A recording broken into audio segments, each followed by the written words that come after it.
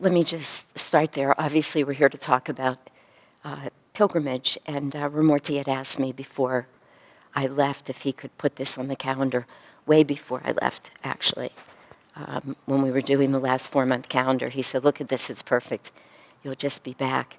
And of course, I'm not just back, but I was telling Sai Ganesh before class started today, and I think it relates to what we were talking about before class, so I want to tie it in here. But this time, more than ever, that I've gone on a pilgrimage, I'm not coming back in the same way.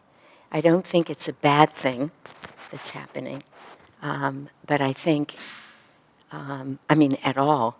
And I'm here, and I'm functioning, and I'm interacting, but I simply don't feel that I've really returned. And I'm just wondering, do I need to just get used to a transformation that happened? I don't know this. It all feels so vague that will never feel the same. Asha was talking with me this past week, and she was asking me about the possibility of a different kind of pilgrimage for next year, something that came to her. And I had to say to her, you're just asking me at the wrong time. You couldn't have known that, but I can't fathom right now planning that because I'm still not here. It was such a really profound experience this time. And as it's unfolding, I think answers are coming to me, or realizations in a way. So I haven't taken all that many pilgrimages with Ananda. It's been this is a very personal to me kind of thing, having nothing to do with what the experience would be like with anybody else.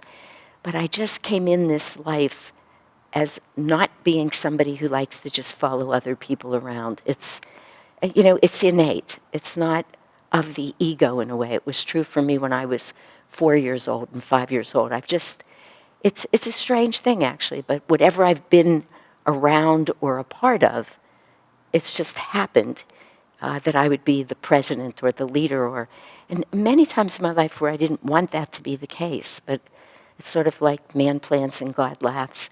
So I'm not inclined to go on these kinds of things, but in this interim of my life that I speak about frequently when I was with Sankeshava Das, who I've mentioned, all of you have heard me mention, this other teacher. So I came to Ananda in 1979, and some years into that, 5 or 6, I was introduced to Sankeshava Das, and I just sort of left Ananda and was with him. And he's a very Indian, and the organization was much more Indian. And it was, so at that time, and forgive me, Sai Ganesh, but it meant that there really was no organization. It was a lot of years ago, and India's, we've all become so much more global now, and our influence on each other is so much more obvious. But in those days, he was just, and part of it was just him, so I don't want to make it all seem cultural, but it felt like the way that Indians could relate better and not Westerners. But I spent a lot of time in India with him. Every year he would come and he would take a group of 30 to 50 people back, and I was always going to go with him, of course, because I just traveled with him as much as I could. But I always became the doctor for the trip. So I guess maybe I don't know how many times that was, I can't remember, but let's say 5 or 6. Each one was 6 weeks. So that was, of course, pilgrimage. And so, again, I haven't done it with Ananda, but I did do it then. And so I've had a lot of experience with pilgrimage, even though it hasn't been through Ananda necessarily. As you all know, 1.5 years ago, I went to Italy and realized during that trip that I really wanted to go back. And then we created this trip. And the trip was extraordinary, but I've come to understand that the trip was laid out as well as it could be. It was well thought out, as they all are. Everything about it was planned. And since I had a lot to do with the planning, I got to plan it in a way that I knew I would like it. But I've realized as I've been home and integrating it all, which has not been a conscious act on my part, but that's what's happening for me, that the trip unfolded in a way, and maybe all pilgrimages do for people at some time. So I'm not trying to make this trip special other than the way it was special for me, which is all I can talk about, that was in my deepest places transformational. And I'm using that word really thoughtfully. Something shifted, something changed that just will never go back. So I was saying just a little bit ago that I feel like I'm not back. I just keep having that feeling. Everything's happening just right. I'm not opposed to being here. But I don't have the feeling that I'm anywhere other than where I was. And that's part of what happened on this last pilgrimage, is that I never felt like I went away. I didn't feel like I was anywhere. It didn't feel like anything separate from Ananda, although the entire trip was around Catholic mystics. I mean, other than, of course, Ananda Assisi. We were in Ananda Assisi for a big piece of it, but even there, even when you're in Assisi and you're spending all the time down in the town of Assisi, which is St. Francis and St. Clare, and I mean, St. Joseph was there, but, you know, I mean, it's these Catholic mystics. And from Assisi, we went and we spent a day in Siena, which is Catherine of Siena, of course, and we spent a day in Cortona, which was a lot around St. Margaret, who I actually had never even heard of. But again, another Catholic mystic, St. Margaret. Those of you who were at Sunday service, were you all here at this past Sunday service? No. So I just mentioned a couple of these stories again, but St. Margaret was a very interesting person because she is, well, I think like many of the saints, this was true of St. Francis. I mean, he was a real party guy. He was a lovely guy, and he was a generous man, and he was always putting on the party because they had a lot of money. He just loved to use that money to do wonderful things. But you can feel that energy when you're in Assisi. If you've heard any of those stories, you can just imagine Francis leading his friends through these tiny little cobblestone streets, and some of what they call a street are just stairways with, you know, one row of cobblestone beside it. Of course, you know, they weren't dealing with vehicles. I mean, a mule or a horse or whatever could climb those stairs. It has such a medieval feeling there. Even the shops, so you can shop in Assisi, you can buy purses and clothes if you want. Much more, you can buy items related to the spiritual path, but there's food stores. I mean, people live there. There's everything. But it doesn't feel like shopping anywhere else. It feels medieval. But he played, and he just loved to party and loved to play, and it was an every night thing. And part of why his father's business was as successful as it was is because Francis was so gregarious. He was such a lovely, big-hearted guy who used to just sit in the shops, as people did those days, and talk with the customers for hours. So people would come in to buy cloth, and Francis would be there.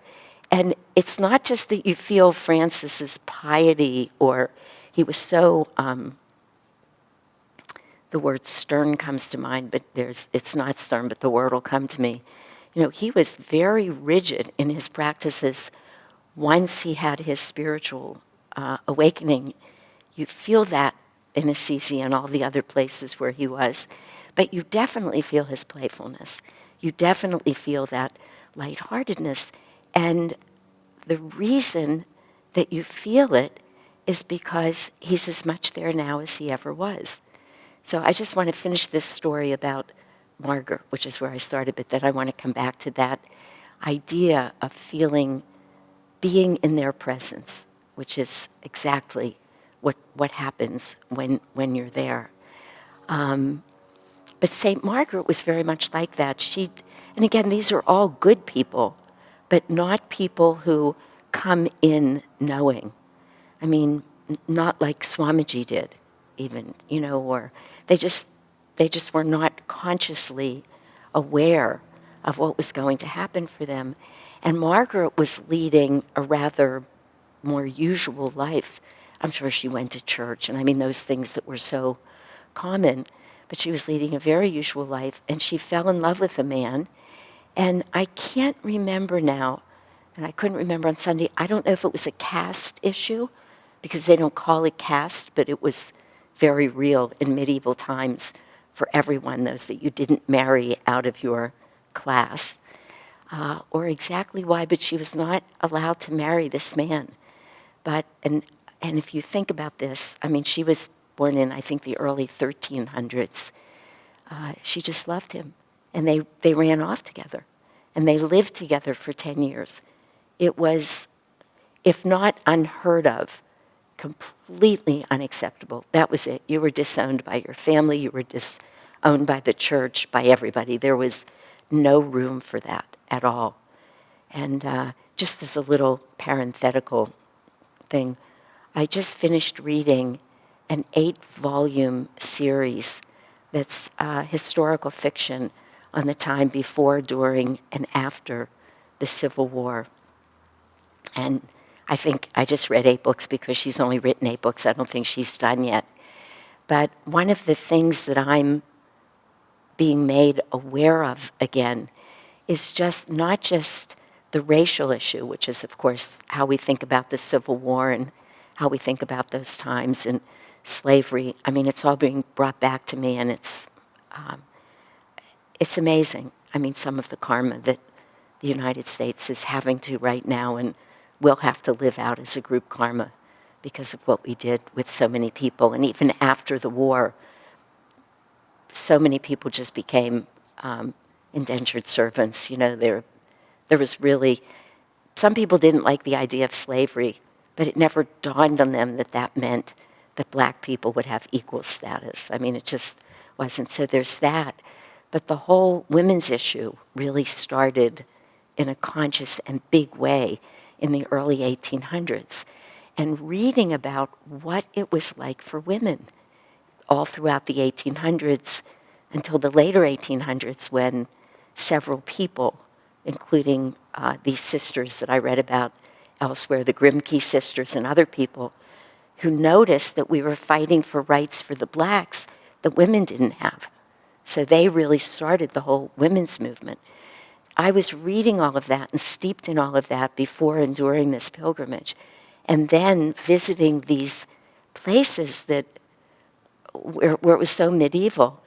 And I thought to myself, wow, we had already come all the way to the 1800s, and women still, I mean, they just could never go out alone. They would never have traveled alone. So for Margaret to go off and live with a man for 10 years, she got pregnant, she had their child, and it says something about her. I mean, her strength and her willingness and ability to go against a seriously big flow. And so I think, I don't know that much about her childhood, but it speaks to some of the essence of who she was, that she had the courage to do that. I imagine that the vast majority of women who fell in love with somebody in those days that they were not allowed to marry, they just didn't marry them. And then 10 years into their marriage, he went off hunting, didn't come home one day, but his dog did, which really set off an alarm in her head. And she went out looking for him and found him. He had been killed. And somehow, through the experience of that loss and how profound that was for her, she took her son and I think took refuge with some of the Franciscan nuns.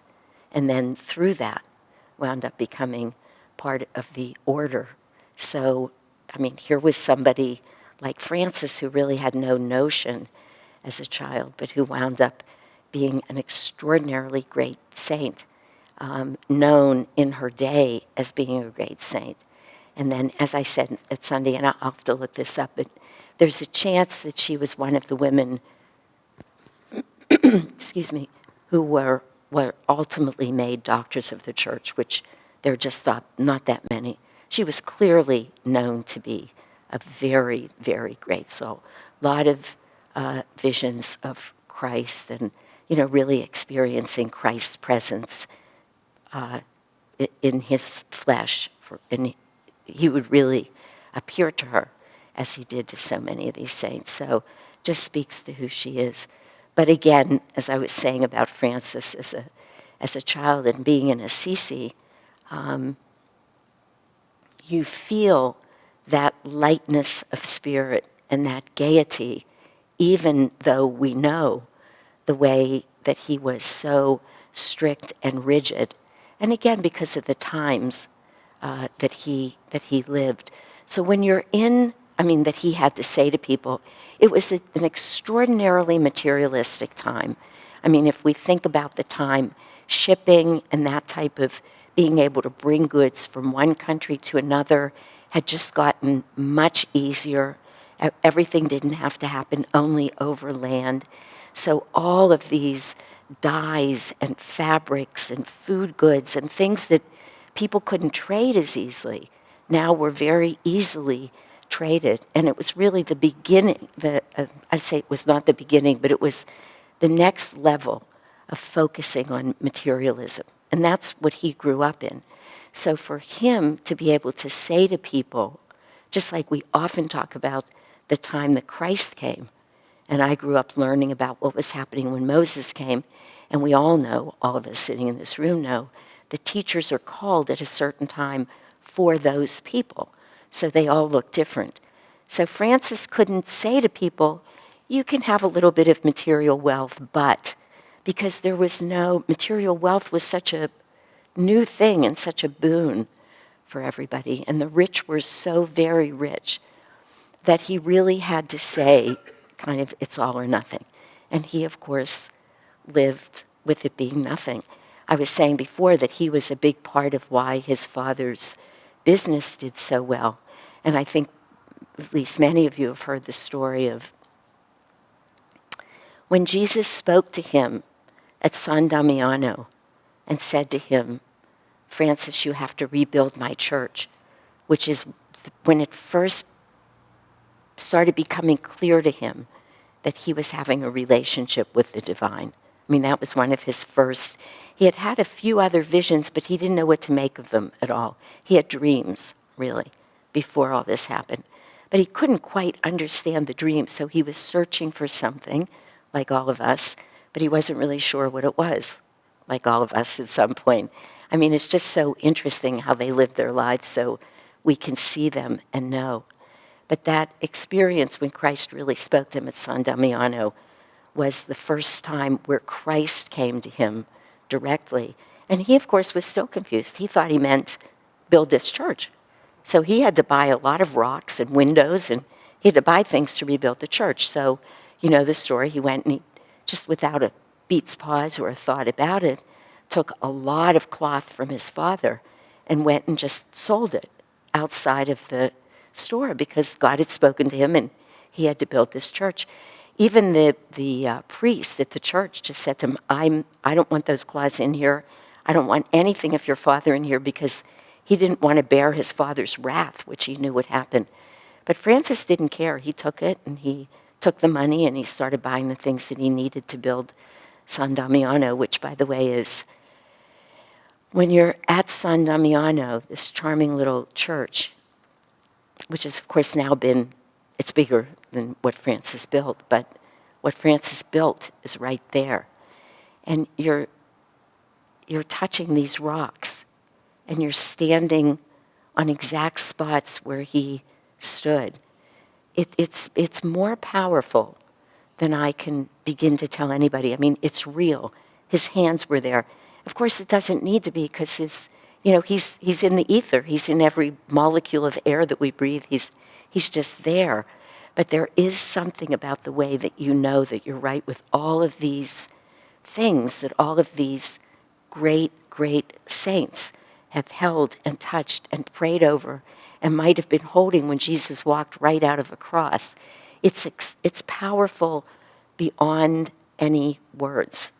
Heather said to me, that's interesting, like Karen Beswick said to me the other day when we were sitting in my office together, and she said, what it is that you can't say to people about this experience is that things happen that you wouldn't have even thought to wish for, that you couldn't have imagined, because it's exactly perfect how the whole experience comes together.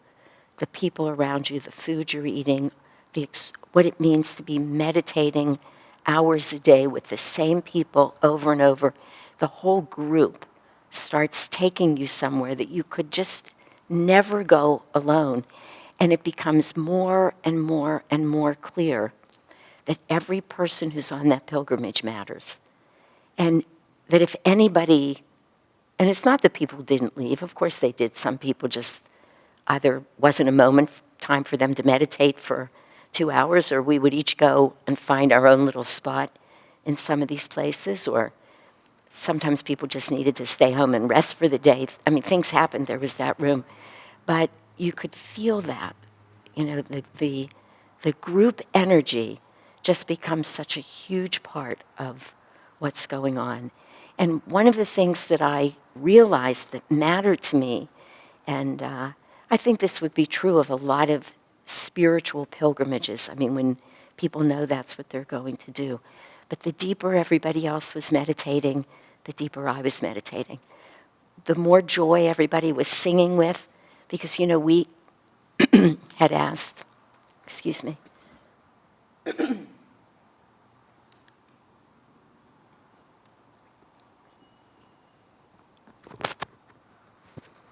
both Prashad and Vinny to bring their guitars. And then we usurped one of the harmoniums from Ananda, Assisi, and they just went with us in the buses and into the churches. And we sang a lot. I mean, music was a big part of this. I think I'm going to be able to come back to all these threads that I've started. But when we were in St. Margaret's Church, there's many, many different chapels, but sometimes there's a little area here, the main whole altar is in front of you, but they're all wide open. They're not actually separated. We were sitting over in one of these little side areas. Her body's there. Her incorrupt body is on the main altar. It's very powerful. And we sang a lot. And, the acoustics are amazing. You feel like you're the tabernacle choir when you're singing there. We just happen to also have a lot of people from the choir with us and a lot of good musicians, so it just worked. It just worked that way. It was so powerful. Every once in a while the thought would come to me, is this okay? Because we were in this huge the Basilica of St. Margaret. But then I would be so taken and somebody else would just start another song. So I don't know how many songs we sang. But when we stood up to leave, which took a while, I mean, we quit singing and we just all went into a meditation together. And we went to the back. The brothers, they're not called priests, but the monks and the nuns, but the brothers and the nuns were all sitting there. And they were just, I don't know how many of them were back there, 4 or 5, 6. They were glowing. And when we left, they blessed us all. I mean, it was very clear that they felt the connection. What words they would have put to it, I don't know. But it happened many times. And one of the things that I was saying to you before that happened right there is this came to me about halfway through our time away, that I never felt like I was traveling. I didn't feel like I was going from one place to some other place. I didn't feel that I was away from anything. I never, and again, this is personal, but I think it was a shared experience, even though everybody's not having this opportunity to put it to words. But I've traveled a lot in my life, really a lot more than perhaps most people. And almost always there's come a time when I'm ready to come home. That's the feeling. And sometimes when I've gotten stuck away because of weather or flights, I've almost experienced a little panic that I need to get home and a sense of needing to get home now. I never had that. And I never missed anything here. At one point, somebody said to me, who's taking care of all of your responsibilities while you're gone? And it was like such a foreign thought to me. Oh, I do have responsibilities there. It's an odd thing. And I realized it's not that I didn't know that things were in order before I left. I mean, I'm speaking to you all. You know, all know I'm sort of quintessentially responsible. But I didn't feel that. I felt like, I don't know, I couldn't even get my mind around it, and it didn't seem to matter at all. I just didn't feel like I was there or here, or I had an experience, and I'm not speaking of samadhi. That's not what I'm saying. But I was having some version of an experience of being everywhere at once. And it didn't feel like we were moving. It just felt like we were right where we were meant to be. And the having to get there was happening on some other plane that I wasn't really connected to. Every once in a while, it's like, okay, wait a minute, I have to pack up this suitcase and get it downstairs. But it was so insignificant to the whole experience because nothing was changing. The entire experience was rooted in and based in the truth. And it was Sanatana Dharma, that truth which, whether we were in these medieval towns or whether we went to San Giovanni Rotondo, where Padre Pio lived his life and died in 1968. Now, I don't know I think almost everybody in this room, almost, or many of you, let me put it that way. I think, I can't even do the math right now, but you were alive in 1968. At least there's a few of us. I mean, I was already 21 years old, and he died. It was in a current age. There's movies of him, books of him. It was dramatically different. And not only was it different in that way, but we had come from Umbria and Tuscany. Umbria is the greenest province in all of Italy. One of the young men who was driving us around a lot and taking us around told me that it was known as the lungs of Italy because it's so green. And it was, I think, felt particularly green. I was very conscious of how everything felt so rich compared to what it feels like at home right now in the middle of this drought where I have the experience all the time. For me, it's very conscious that everything looks very thirsty. That's the experience I'm living with these days, whether it's here, Yosemite, on my hikes. Everything looks like it wants a good drink. Then you get to Italy, and I mean, everything is just, its thirst is so quenched, and it's just exuberantly blooming. It's just so rich in Umbria. Then we travel down to San Giovanni Rotondo, and it's in a desert. It's not all that far from the coast, actually, the east coast, but it's desert-like. So we went from 2 weeks in this richness down to the desert. We went from medieval times to current day, and it was the same. I mean, as I say it, it brings me to an experience of Anandamoy Ma, when this is so much more profound than I feel I can say to any of you, but I want to try and say it. Because it's not about me, it's about pilgrimage. This is what I'm trying to say, is that this is the experience that can come. And I guarantee you, I've traveled alone many, many, many times, and it's been profound. But there is something about moving around with so many devotees and those beautiful leaders from Italy who are, I tried to find a word at our leadership meeting to describe Anand and Kirtani, and Asha watched me just struggle for the word for a moment. And I said, and she said, saints. And it's true. They really are. It's so lovely being in their presence. But when Anandamoy Ma said to Master, in that very famous, when he said, tell us about yourself, tell us something. And she said, "What is there to tell, Father?" And he said, "I know, but my human ears want to hear it," he said to her. Of course, he was traveling. This is when he went back to India in 1935. You all know this story because it's in AY, of course. And she said that whole, I don't have the sequence right now, but when I was just even firstborn, I was the same. When I was a child, I was the same. She goes through her whole life, and after I leave this body, I will be the same. And when I just said to you, whether we were in Umbria, whether we were in the desert, whether we were in Francis's home where he was born in the late 1100s, and where everything about Christ is there, and really there. I mean, the cross, you sit right in front of this cross that Francis prayed to Jesus, and he came out of the cross and said to him, "Build my church," or you're right there where Jesus came when Francis said, "I want to know all of the pain and all of the love that you felt. I want to feel it." He was praying. It really is like saying to God, "Okay, every bit of karma right this instant, give it to me." It takes a saint to be able to utter those words and really mean it. And then you're sitting there, and that same wooden cross is there.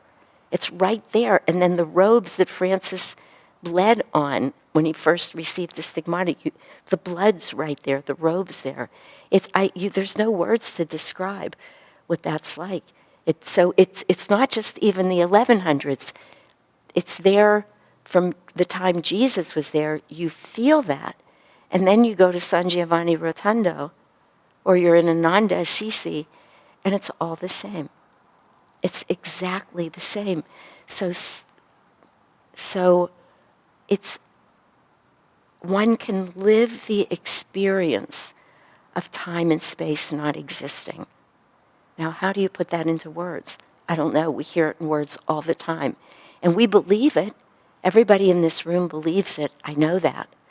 But to have even this much of an experience of that, of the truth of there being no time, no space, everything that ever was or ever will be is right here, right now.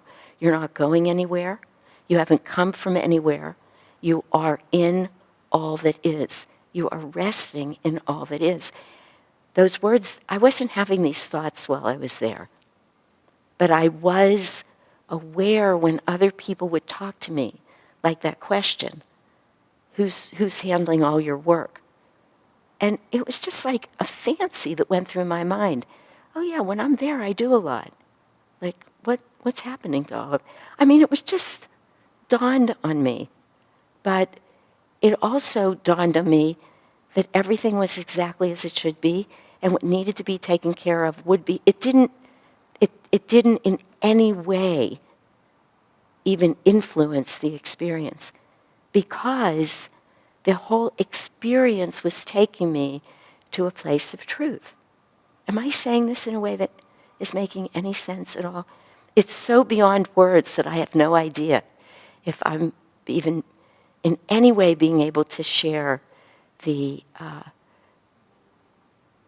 want to say profound, and yet in some way it was as simple an experience as I've ever had. And it wasn't at all profound. It's like saying about life, oh, it's all the truths are very simple, but they're not always easy. But it's like living with that simplicity. I was saying I want to share with you again the experience that I had first, or what many of us did at San Giovanni Rotondo. I talked about it a little bit in Sunday service, but I'd like to explain it again and create a picture of it for you. Nothing in Italy looks like here. Morella can tell you. It's all things there that are, like the most, you can be in an area that's all designer clothing stores, but the buildings have been there for a couple thousand years. So just almost nothing. Every once in a while you run into something modern, but spending time in Rome, and the houses are built very differently, at least in Umbria and Tuscany. Everything's very square, and there's not as many windows. It doesn't look like your home at all. You don't feel that way. And you really feel that you're walking, in a way, in a timeless, or through time, I don't know how to say it, but everything's older, and you're very aware of that. Even in San Giovanni Rotondo, a lot of the buildings have that look of, they don't look like your home. And of course, everybody's speaking a different language, and everybody's dressed a little differently. And I described, it's just this little town area. There wasn't a town there. But as everybody started coming to see Padre Pio, a town had to be built up. People started wanting to live there. They needed food. They needed clothes, whatever they needed. Town is 2 little streets that are 3 blocks long, and it's cobblestone, uneven cobblestone or dirt. So it's not like a city like we would think of it, but it's a city in its own right. Then there's the original church, the newer church that was built maybe in the 50s, but still looks Italian style, not American. Then there's this very modern structure that I'll talk about in a minute. And right across a piazza, the town central piazza, is this rather really big hospital. It's bigger than anything else that's there, the hospital, because that's the work that he did. So off the, I don't know really what side it is, but off one side of this piazza, here's the 1950s church. The little town streets are over here, the hospital's here. And then right up here are these steps that I was talking about in Sunday service there. This is extremely modern. This is like modern art, like in Manhattan modern art. Not for Italy modern art. Modern art in Italy might mean after the Renaissance, but I'm talking about real modern art. But so beautifully done. I'm not a modern art person. I'm not drawn to it. I don't spend a lot of time looking at it. But the instant you look at this, it resonates with your soul. And as I said in service, it's absolutely clear from the minute your eyes alight on it that it was inspired. It just, because again, you don't have a feeling that anything's any different or separate from you or your path, which is what's really important, and never feel like you're trying to fit into another church or spiritual path or way. You're sitting there listening to Mass. I've never heard a Mass in full until I went to Italy. Furthermore, you're listening to it in Italian. Nothing, very little is written in English in any of the churches. So you have no idea what's really going on, but you just feel it. It's all for you. Helen finally said to me, "Oh, you were definitely a Catholic," many times. Because I would get up, I wanted to be at every Mass. I wanted to be there when, at Laverna, when the brothers did the Stations of the Cross. I don't know anything. You can't read the signs and you can't understand the language, but your heart knows it. So it's really quite beautiful. So in that environment, all of a sudden you turn your vision, and there are these massive set of stairs. And as I said, it's that illusion. Like if you've ever walked on the beach and you have a goal that you're walking towards, this can happen if you're in San Francisco and you're at the marina and you think you're going to walk to the bridge. It just looks closer than it is, and you keep thinking you're coming upon it. And if the beach is all sand, it's even worse. And you get to where you thought it was going to be, and it's still, that's what these steps are like. They're big, and they're steep, but they're beautiful. Every stone in the steps looks like a work of art. So there's a huge set of stairs that's probably as wide as, like from Ormila to, at least, to Suman, like that. It's like that. But they're straight up, and they're small. Many of them are small. And beautifully done, and there are these gates that close over all of it. It's really interesting because I went up there alone the first day, and then that night I said to everybody at dinner, this is really worth doing, and it's not as hard as it looks, because I think people were a little put off by the physicality of it. But we were leaving the next day to go back to Rome to come home, and I said, let's meet at a certain time, whatever I said, maybe 10 after 8, and let's do it in silence. So that way everybody could have meditated. They could have gone to a mass or a meditation in one of these churches if they wanted, had breakfast. But when we got there, the gates were still closed, and we were not going to jump these gates. That felt like a sacrilege, so we waited. And when the man came to open the gates, he just pushes this button and all of the gates go into the earth. Who would have thought? They go down. Everything about it was sort of surreal. And you start walking up, and again, the railings, the stones on the sides, modern and beautiful. And you walk up this first flight of stairs, and this you can see from the ground, and Mary's there. And Karen Beswick said an interesting thing to me the other day. She said she had the feeling when she was standing in front of that Mary, because she stopped there for quite a while. She said, I felt like it was Mary really reckoning with letting go of her son. She had that's what the artist, that's what came to her about it. It's a huge Mary. Way bigger than us. I don't know how many feet. But so Mary's first looking all over this town. And right from where Mary is on are a road on either side, beautifully hand-laid, not a paved road that's big. I don't know, maybe it goes back about, somewhere near a city block or close to that. And then it curves around, so it starts here, and it curves around at the next level, which is the next landing of the steps. So if you walked, you would walk up another flight of stairs, but the roads intersect there, and they keep doing that, and they keep intersecting at another landing and another landing. And if you take those roads, what you do, and if you take all of them, is you walk by the 14 stations of the cross, done in these way larger than life-size sculptures. Beautifully done, beautifully. You could sit in front of every one of them for a long time. Many of them are, of course, you just feel so much pain. It's a little challenge to reckon with it because it's so real. And, to these mortal eyes, it sure looks like Jesus was suffering. We all want to say, oh no, he wasn't suffering like we suffer, but he put on a good show, I'll tell you. The artist really picked it up. It looks like it.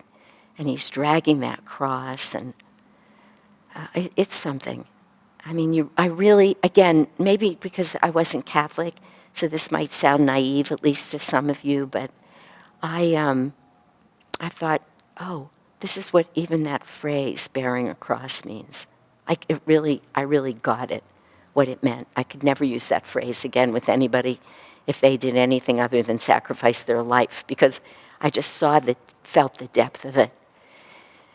But I wasn't having a hard time with all of this, by the way, with all of the Francis stuff and the not eating and the, walking.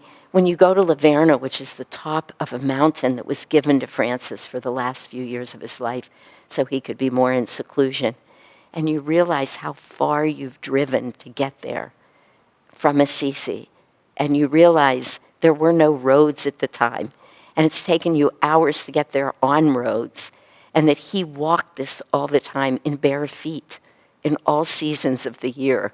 You really get a feel for how serious his commitment to knowing God and presenting God in that way was. It was not easy, what he lived through at all. Anyway, when you get finally to the top of this, and it takes a while, whichever way you go, you can climb the stairs. I don't want to overstate, it wasn't that hard for me. It wouldn't be that hard for a lot of people, but you just walk up these stairs, you never quite knowing how much higher you're going to be going, or you do it this way. And then this enormous sculpture of Jesus is up there. It's big. It's big, but energetically, it's huge. And it's Jesus in the resurrection. He's holding aside this grand cape. It's done in a dark, bronzy material, so it's not colorful, but it's big. And you just see that he's been reborn. Really, you feel that right there. And I didn't ever think of this on the trip. It only came to me on Sunday when I was speaking, that of course it was an inspiration, and of course it was an inspiration which can only come from the truth, from God, because it was the chakras. It was exactly the chakras. And I realized that no matter how an artist wants to depict that, if he's having a true inspiration, it's always going to look like that.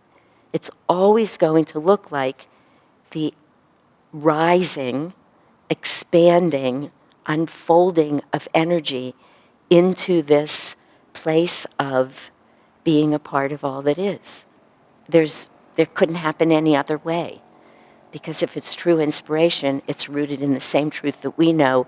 Again, it doesn't matter about the physical manifestation. So as I'm back, even when I had that realization Sunday, I mean, literally as I was up here speaking, it was coming to me, no wonder I never felt like I was anywhere else. I wasn't.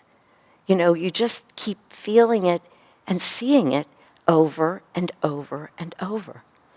And I was talking to a few people right before class started that when last night, I didn't Google it, but I went into the Ananda library and searched just with the word pilgrimage. And I brought some notes here from a few things I printed out. But really, a couple of these things I'd like to read to you, one or two only. But it really all says the same thing in a certain way. Sure, please do, yeah. I mean, what it says is the value of pilgrimage is simply that it's an outward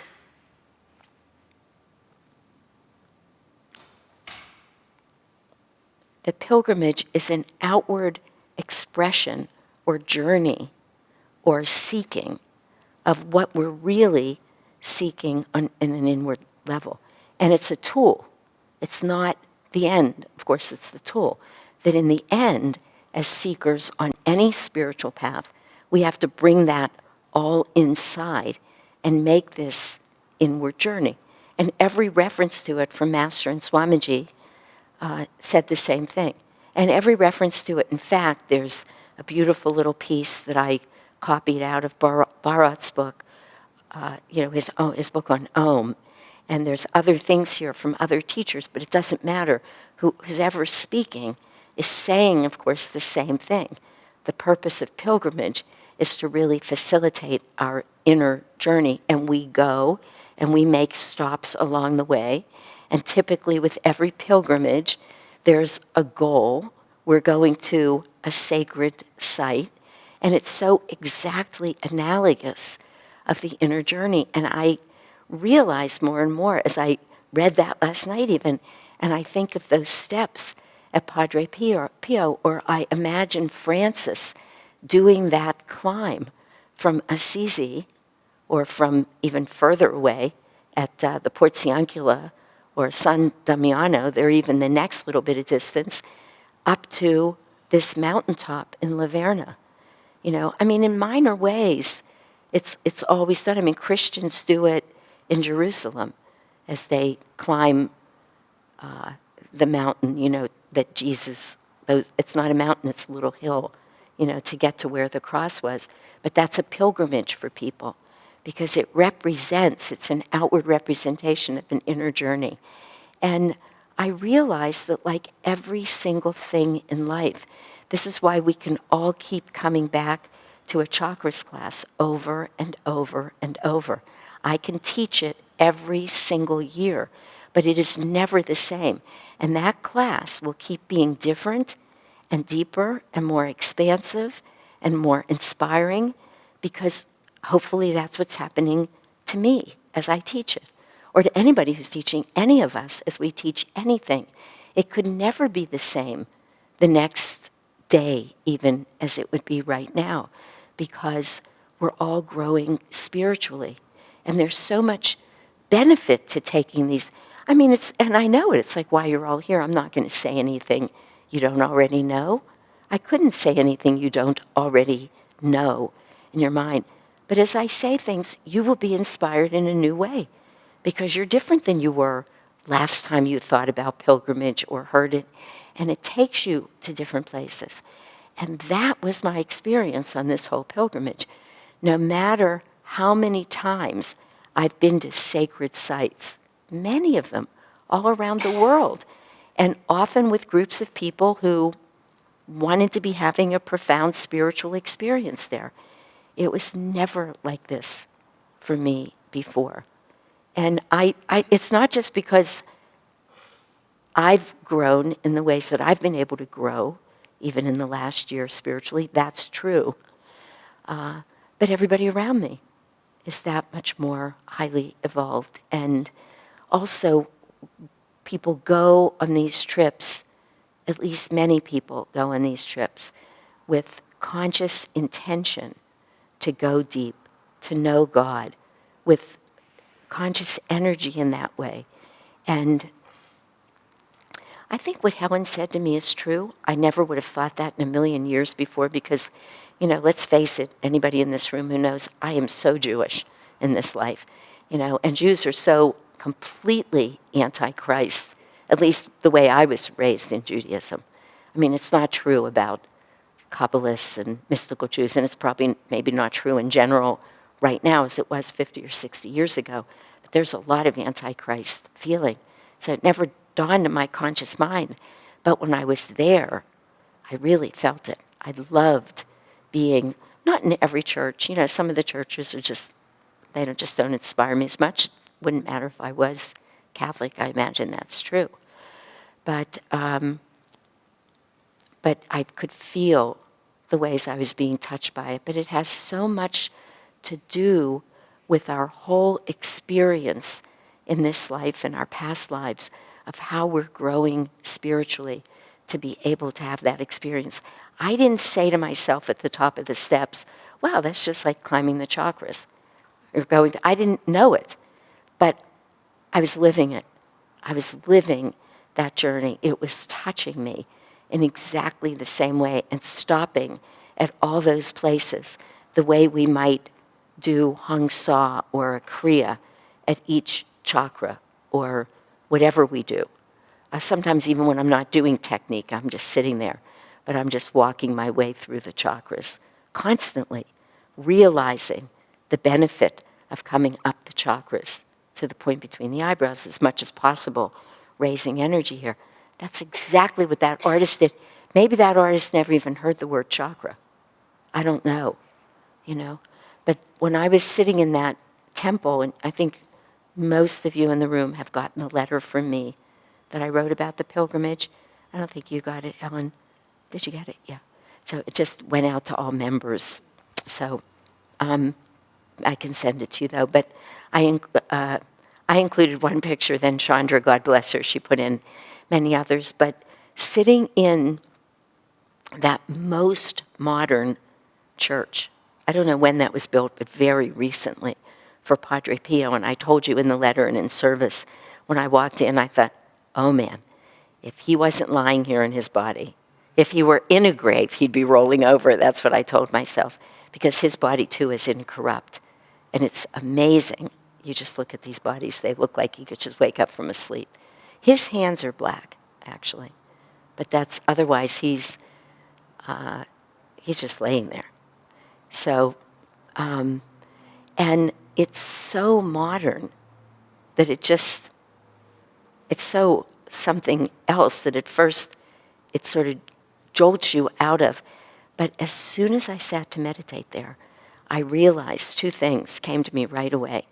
That work of art was an inspiration also. And I'm using that word thoughtfully. It was inspired. You cannot imagine there are trillions of pieces. You look at any one mural, there's little pieces of all different colors of ceramic, a blue line through a gold gown that has red jewels on it, and it's sitting in a background of tiny little gorgeous rocks, all different sizes but small, pathways, and then those pathways have first a gold line around them, then a thicker gold line, then red lines. Every single piece this big is separate. Every one had to be, you had to have the vision. And it's massive rooms of it. It's impossible to really put it into words till you're there. And you realize this was humanly impossible. Nobody could have had this vision, held the vision, and then told the workers how to do it. You know, when I was traveling around with Sant Keshavadas, his teaching is that the way that that God will manifest next on the earth is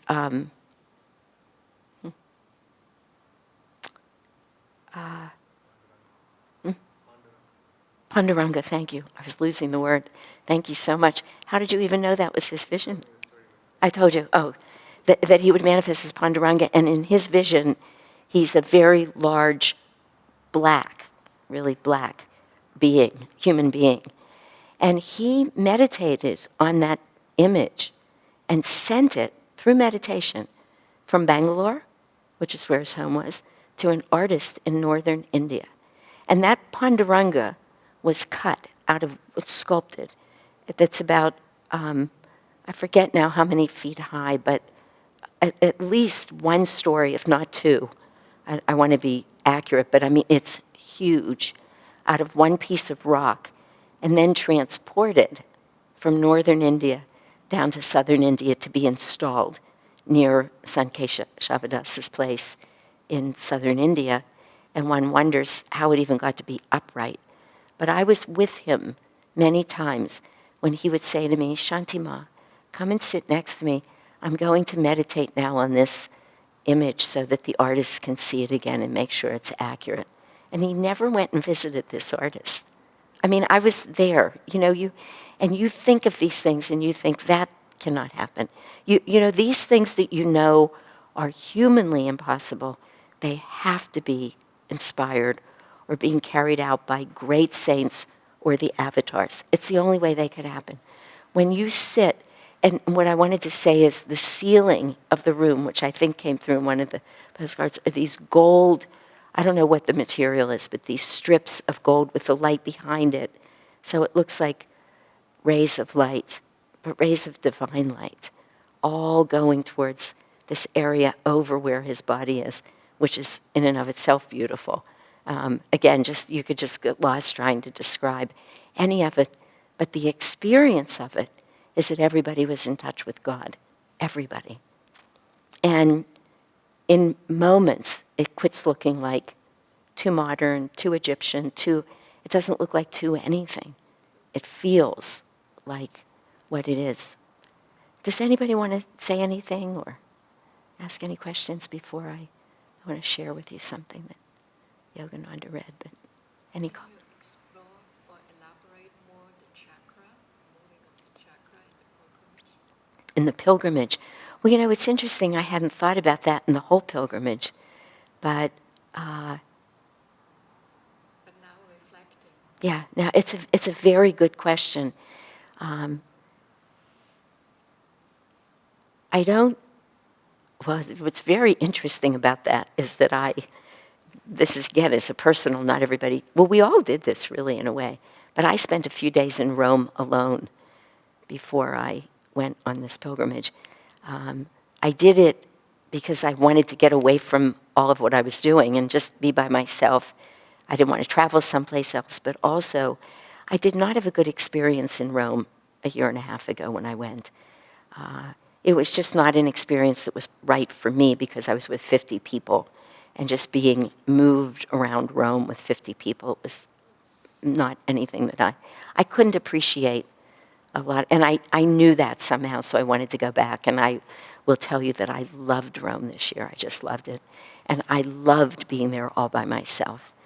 You know, that ability when one is traveling, and I know many people do not like to travel alone, but that ability to just absolutely pay attention to, you know, it's like eating when you're hungry, sleeping when you're tired, and just stopping and thinking, where do I want to go next, or feeling it and having an inspiration and going there.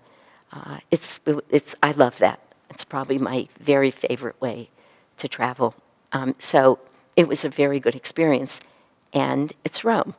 And there's a lot of great things that went on in Rome, but there's also the Colosseums, and Rome is still filled with a lot of really first chakra energy. It just simply is. I never took any public transportation in Rome. I walked for 3 days, 8 hours a day. I walked everywhere. There was not a part of Rome. I was staying in the very northern part of the city, but all across the bridges completely in other directions. Rome's not that huge, but I walked and walked and walked. But I assiduously avoided the area of the Colosseum, and that I just never wanted to go back there again. But Rome has that, to me, still a really heavy, the medieval, the architecture. It is a city where people come and they come to shop, and so you sit at the Spanish Steps, and whatever the story happens to be about the Spanish Steps, the roads that come up to it are probably some of the most expensive shopping areas in all of Rome, and so everybody's there shopping, and there's a McDonald's right there. They happen to sell pasta, but so you can feel it's wonderful and in a very different kind of way, very different. So maybe in that sense, it was a little like that, but I don't know if I can bring that together for the whole trip, but I definitely realized that that's what happened. To me, what was as beautiful about that realization as anything is that no matter what somebody is doing, if it's inspired, whether it's literally art, whether it's flowers, whether it's creating a piece of clothing or furniture or building a church, whatever it is, if it's truly inspired, when you go there, you feel that right away. And it doesn't matter what time it was or who it was or what their religious beliefs are, whatever they think, that artist could find that inspiration. But it was laid out. It was an ascension. And it was an ascension that really took you ultimately to freedom.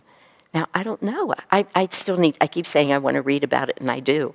But I don't know if he knew that in his conscious mind. I have no idea.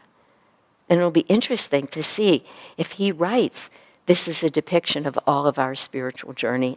He must know at least that. And whether he must know. You can't create something like that and not know. I don't even know if the people who laid the stone could be that close to it and not get it, because it was just every step of the way just felt that, was filled with that. But anyway. Live that way no matter what we're doing. You're absolutely right. But I remember many, many years ago, and it's the truth, of course it's the truth. That's what was so compelling for me about the first part of last Sunday's reading. I'm not excusing anything, but when we go to give these talks, we have at most 25 minutes, and there's just so much one can say in 25 minutes and hopefully let people go home with something to contemplate. But each of these readings every Sunday, they could be classes and class. Well, they are. It's what all of the teachings are based on forever. But when I read that a few days before Sunday, and I thought, wow, which side of this am I going to focus on in the talk? The part that for me brought up just how much effort all of the masters make, or the Gita reading, which is how present God is in our lives all the time. That beautiful phrase, I will make good your deficiencies. It's just such I could cry at any time I even say it if I wanted to just stop for a minute, which I'm not going to do. But it just, because it's so beautiful hearing that promise. And for me, still, there's something about the Gita, or maybe it's Masters and Swamiji's interpretation of the Gita, that's always so filled with hope. It's like Krishna lays it out, but there's always room to be walking the path wherever you are. And he just says it. He'll say, focus every moment, every second of your life on me. And if you can't do that, then do this. And if in fact you can't, then think of me while you're doing it. He just goes on. And then in the end he'll say, and if in all of this, what is he? Not thy true heart fails, but faint heart fails. Bring me your failure. It's so, I just always feel so loved and seen and cared about. Bring me a leaf. I mean, so many readings that we could think of. There's a beautiful reading that I do often when I lead a meditation at the very end of the Bhagavad Gita. I don't know it by heart, but Krishna is saying to Arjuna, and to all of us, of course, really what matters in this life is finding God. That is what matters. That's got to be your goal. You really have to put that before everything. And he says, if you're doing that, I will free you from all karma, even the karma that you might acquire from, I wish I had his words, but basically it means not completing something else that was a work on a higher altar of good deeds. Just you may have to let those things go. If you're doing it sincerely, because it is in your way of devoting your life to me. I mean, there's always so much help and support in that. And I think at the human level, the end of that can mean so much to so many people because we're all torn by a commitment that we have in a relationship, to a job, to our parents. And a lot of people, and often we're not really ready to make the commitment to devote our whole life to God, and it becomes a very convenient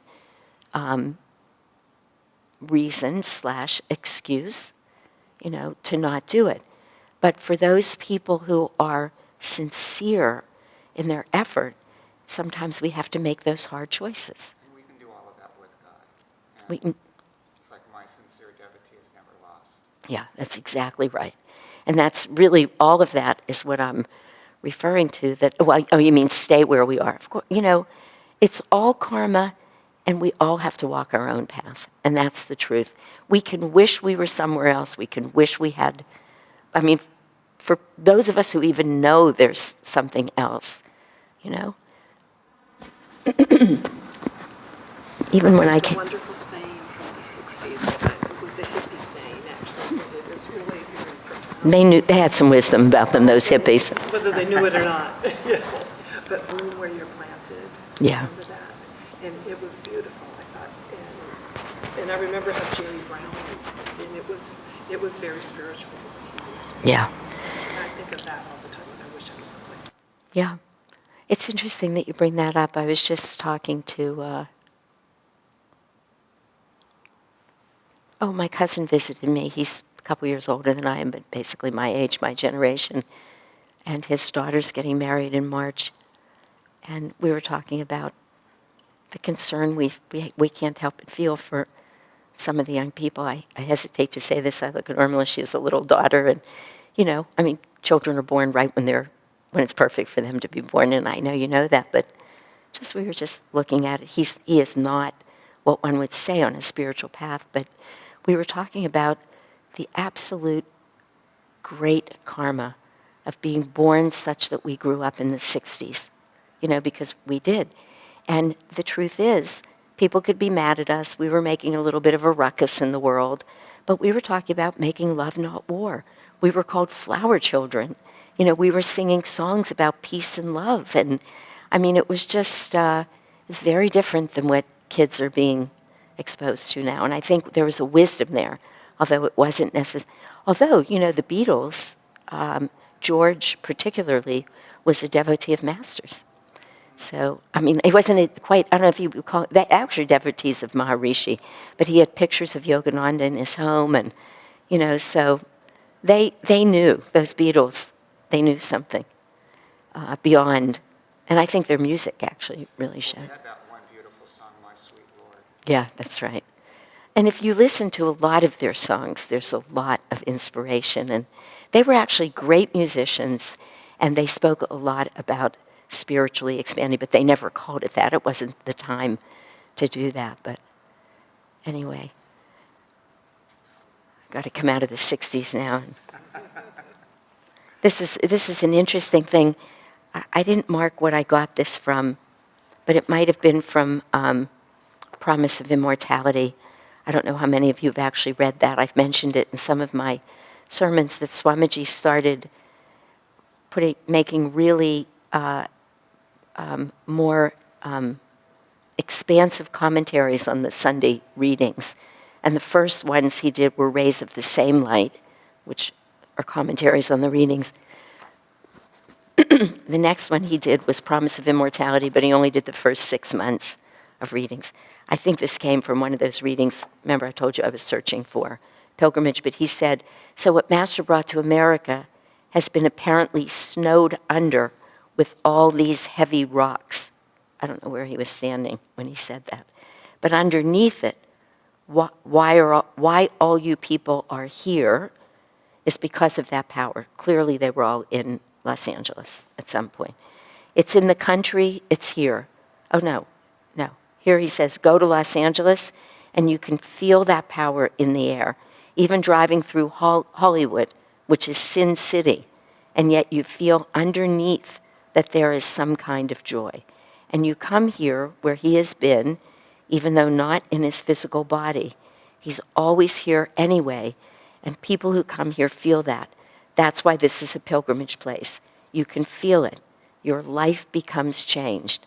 Now, I read this last night, but you know, in that letter that I wrote, which I just sat down and wrote, I didn't think about it or plan it, but I said it changed my heart. I knew that something changed in me, and it is about being in the presence of these masters. Now, of course, if you can plug into that wherever you are, what I started to tell you before is when Ram Dass, who was one of the first real Western American spiritual teachers, and he was in the 60s, he took LSD a couple times, he had a spiritual experience, he found his guru in India, and he, to this day, has stayed true to a path much more Buddhist, even though his teacher was not a Buddhist, his teacher's a Swami. But he used to say, the truth is, if you're fully realized, you could sit right at 5th and Madison or 5th and anything or whatever. I don't even remember if 5th actually crosses Madison because some of those numbers get street names, but any perpendicular streets in downtown Manhattan, and you could just sit there and be in samadhi. And every single time since then when I've gone to New York City, I've thought to myself, yeah, maybe you could at some time, but, you know, not me. I mean, I'm not there yet. Not that I mind New York the way I used to, I don't, but I wouldn't choose to sit and meditate there, not right there. And so I think it's true, someday we won't have to go on spiritual pilgrimage, but for those of us who still do, you know, we've just been given amazing opportunities, I think. And obviously, it's becoming even more and more of a thing. I mean, there are so many pilgrimages now that everybody can go on to so many places. You know, Spain, France, England, India, Italy, Hawaii. I don't know what's happening when they go to Hawaii, but, you know. Anyway, it's just really, but with Ananda people from all over the world. So it's profound. Did you, it was something in the write-up of this class as well, maybe about the attitude one goes with. So even for this, because you, like you said, you traveled a lot, you've been to many of these places, did you consciously put out an intention and then perhaps others also felt it, so it didn't become a social sightseeing trip, but truly an inner experience? Yeah. I want to be very mindful about how I comment on that, but I will comment on it because in no way would I ever want to be casting aspersions on any other kind of a trip. People who go, who might go for different reasons. I've said many times that that trip was so profound for me a year and a half ago.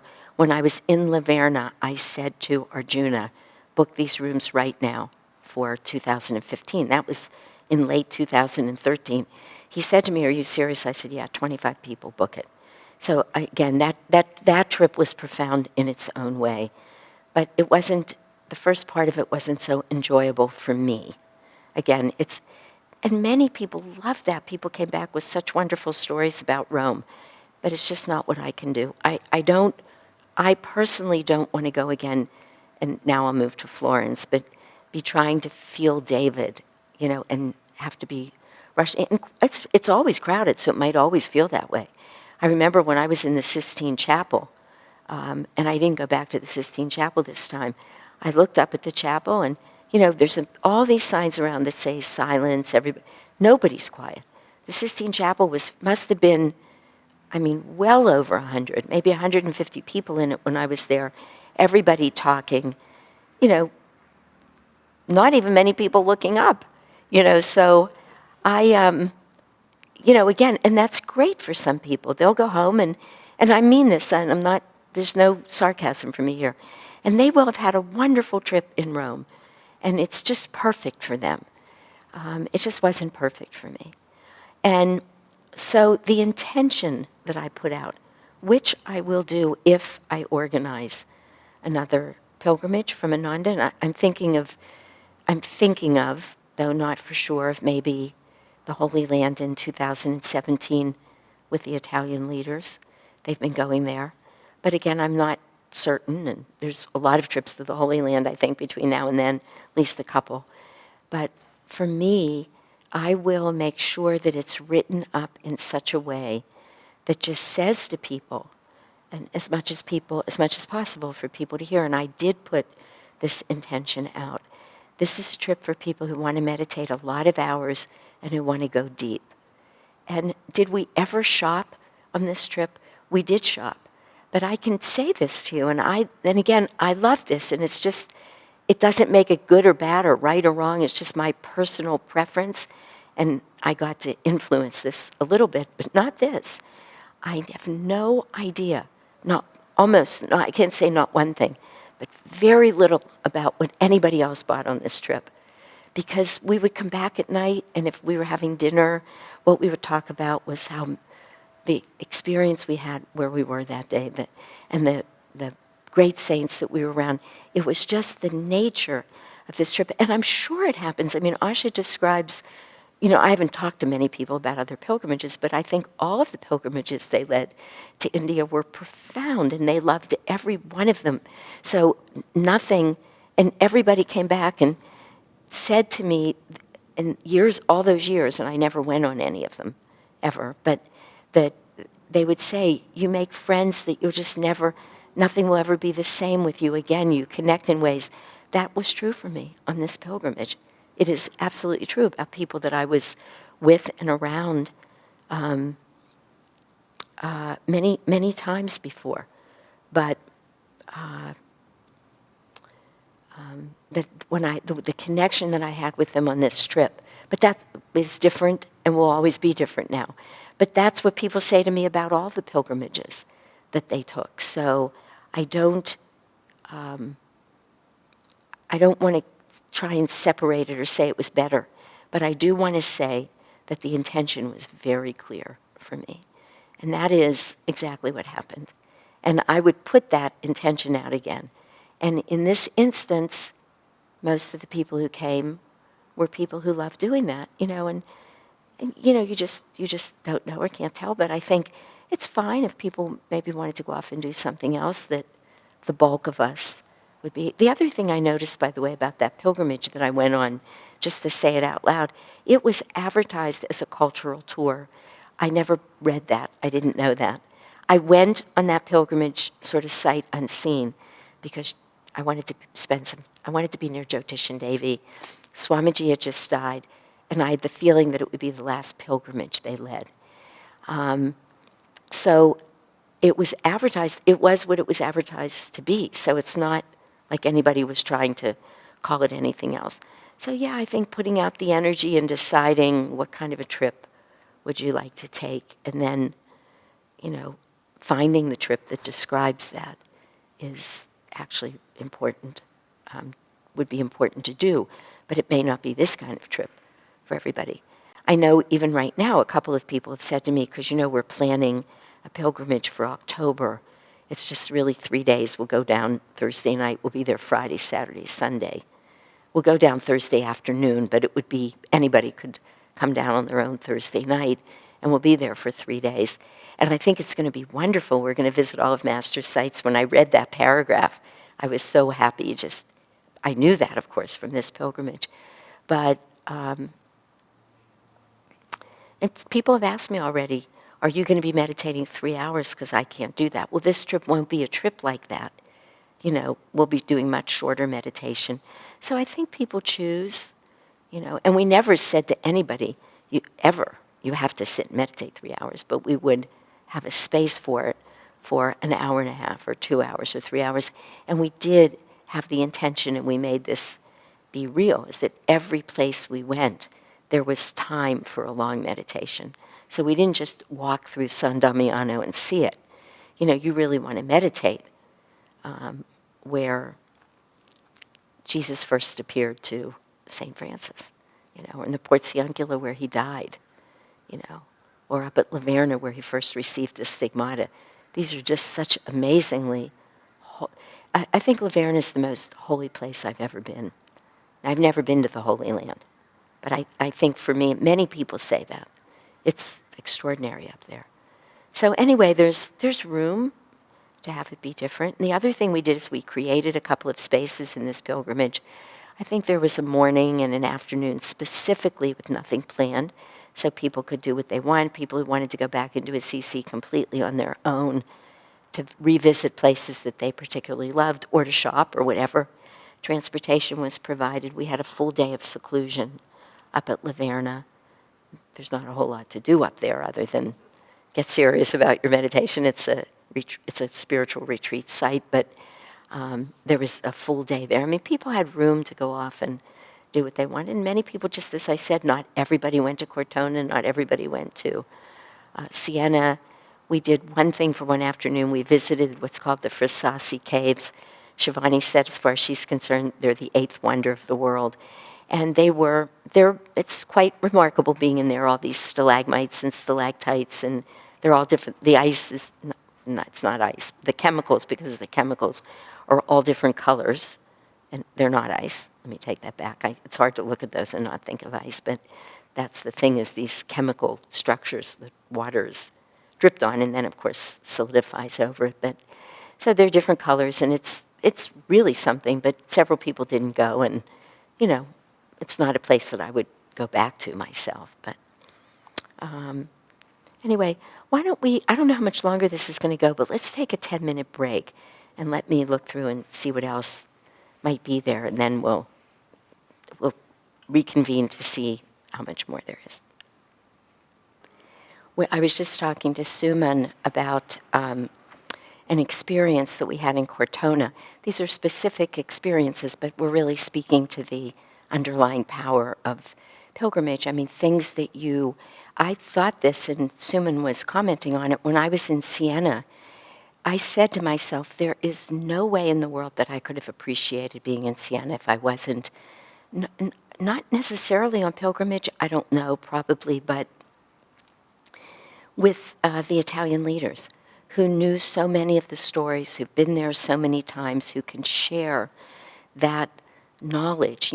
Francis, I've given a class on Francis so many years now, and many other saints, because I do that saints class every November. If you know them, you go there, and it just makes it so much easier to plug into their energy. But if you don't know them, it's really hard. I knew nothing about Catherine, but she was an amazing woman. Her home's right there. You can meditate. You can't get into her cell. They have that screened off, for obvious reasons. I mean, so many thousands, tens of thousands of people come there every year. But you can be in what was her living room, and they very cleverly covered it with glass. The floor is covered a few feet up with this, I don't know what the material is. It's not glass and it's not plastic. It's perfectly see-through. Some resin type thing, so that you're walking on top of her floor, but you're not, but it's being preserved. They did this a lot in many places in Florence. It was a little weird at first. We weren't in Florence this year, but when I was there before, they're discovering so many ruins, even to this day in Rome as they build, and Florence, all over Italy, and they want to preserve the ruins. So the buildings are built on top, and on the first floors, you often could just see down into these ruins, and it's hard to take a step onto it at first. But anyway, they do that, but they did it in her place. And then, of course, there's so much magnificent art in Italy, particularly. I mean, India has its own kind of art. I remember so many times in India being in old caves and places where the stories of thousands of years ago were depicted by different artists. But so in Italian art, of course, it's the same thing. And there's all these stories around everybody's home or wherever you go that tells their life story. When Catherine was a little girl, she knew that she wanted God, but her family just didn't understand. Finally, she had to cut off her hair when she was 6 or 7 years old. And her father walked into the room at one point and saw her bathed. He saw the vision, and he saw her bathed in light, divine light. And he went out and made the rule. He created herself for her in a place and just said, no, she's devoting her life is devoted to God. So the artists just depict all of this, but having a guide take you is a guide who's a Kriyaban, who's a yogi. It's just so very different. In Cortona, there's a little museum. I don't know who would know about it if you went there and you didn't know about it. Besides St. Margaret, which is the basilica is really not near the downtown shopping area, which is charming. Shivani says it's her favorite shopping in all of Italy. She actually put an hour on the schedule for shopping in Cortona. But it's nothing all of the sacred spots are not near there. But there is a little museum there. I don't know how many pieces are in the museum, maybe 25 or 30 max. So it's a totally doable museum, which is nice. It's the only museum that we went in, actually. One of the pieces in there is it's an artist, and I'm sorry, I can't, it's Fra somebody. I'm afraid that I'm saying the name of an Italian meal instead of his name when I say it, because I want to say Fra Diavolo, but I think Diavolo is a way of making pasta, very spicy way. God forbid I should do that with this artist, so let's just say I'm blocking on his name right now, mixing him up with food. But it's his depiction. I mean, I know the artist well, it's just not coming to me. But it's his depiction of the Annunciation. And I had my first experience of the Annunciation at La Verna, and it was very fortunate for me that Jyotish and Devi shared their first experience of this piece of art.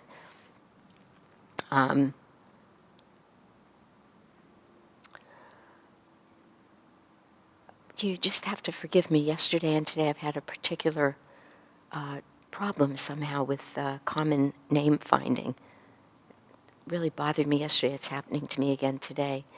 I brought some of this artist's work home, not the one I was just talking about, but the man who did all of this beautiful, I'll find it right after the class is over, and probably everybody who's watching this video is going to know it but me, who did an extraordinary kind of art in sculpture in a certain period. He actually had workshops. He tried to teach a lot of his nephews. Nobody could really do the art the way he did. Sorry about this, keeps floating up. And when he died, the art form kind of died.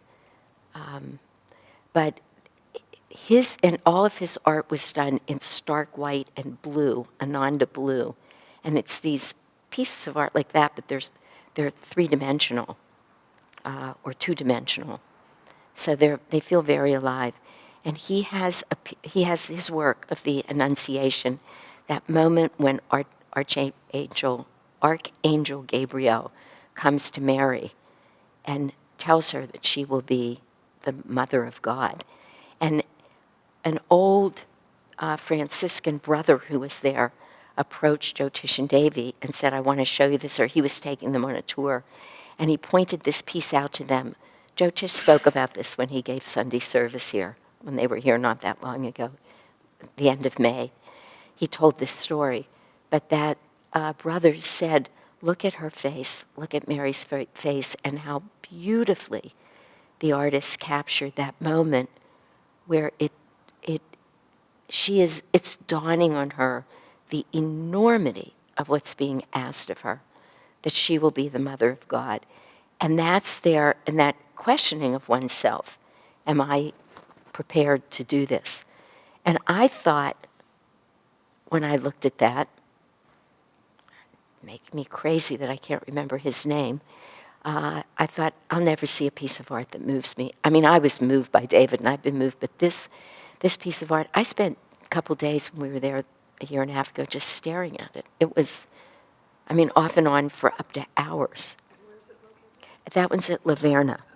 And so when I went to this museum in Cortona, this is this other great artist, it's a painting, depiction of it.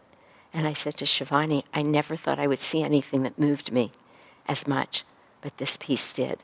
And it becomes, and again, in a way that I don't know that I would have found this museum. I don't think I would have gone to this museum. But it was such a profound experience, feeling so connected to Mary, that an artist can do that, just bring it so alive for you.